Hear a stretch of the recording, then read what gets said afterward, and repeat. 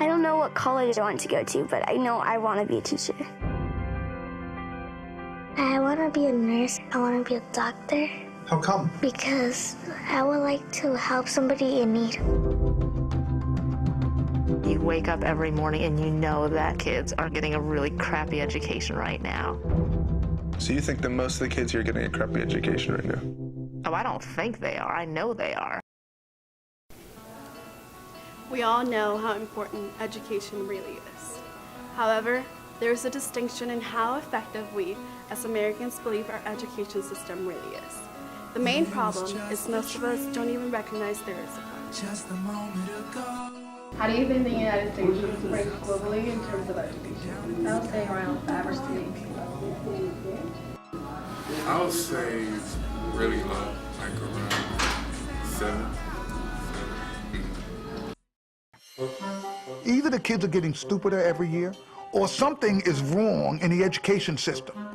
I just try to do my best in school and make my grandmother proud. Among 30 developed countries, we rank 25th in math and 21st in science. In almost every category, we've fallen behind, except one. Kids from the USA rank #1 in confidence.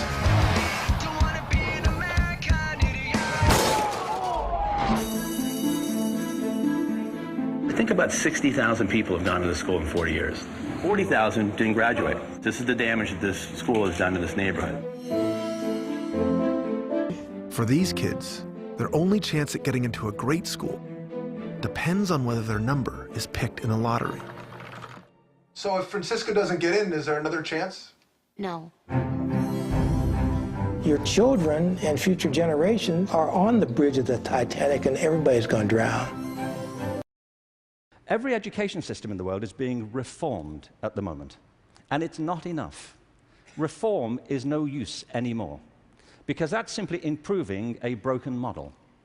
What we need, and the word's been used many times during the course of the past few days, is not evolution, but a revolution in education. This has to be transformed into something else.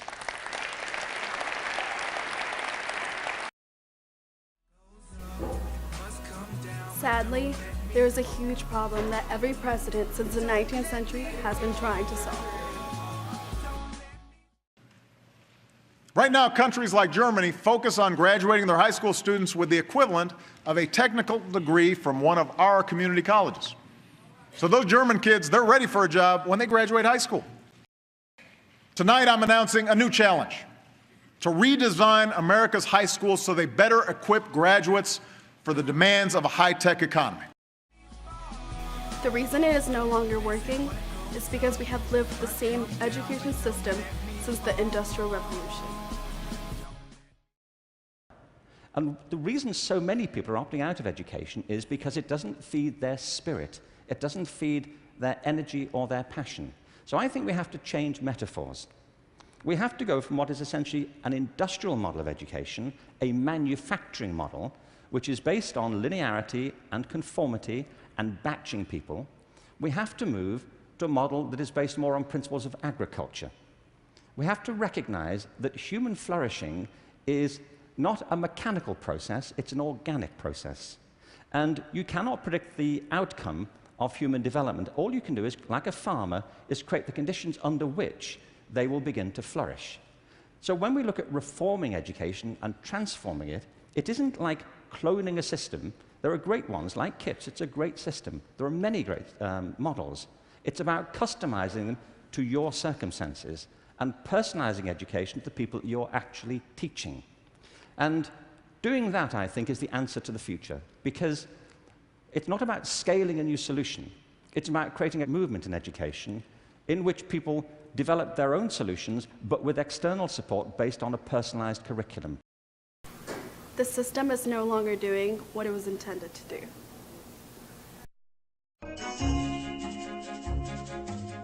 The system of tracking fit the demands of the time. Only 20% of high school graduates were even expected to go to college. They would become doctors, lawyers, and CEOs. The next 20% were meant to go straight into skilled jobs, like accountants, managers, and bureaucrats. And the bottom 60% would become workers, like farmers and factory workers. There were jobs for everyone in the booming post-war economy, and schools like Woodside did their part to supply a useful workforce. The problem is, our schools haven't changed, but the world around them has. Charter schools are not the solution. Not only do we need to reform our public schools to have the same resources regardless of socioeconomic status, we also need to change the system to meet the needs of this generation technologically. You need a higher resolution. I used to cut class in the day, then run away at night. But now I'm ruler of the upper class and I don't even write. It was just a dream, just a moment ago. I was up so high, looking down at the sky. Don't let me fall. I was shooting for stars on a Saturday night. They say what goes up must come down, but don't let me fall. Don't let me fall. Don't let me fall. They say what goes up must come down, but don't let me fall.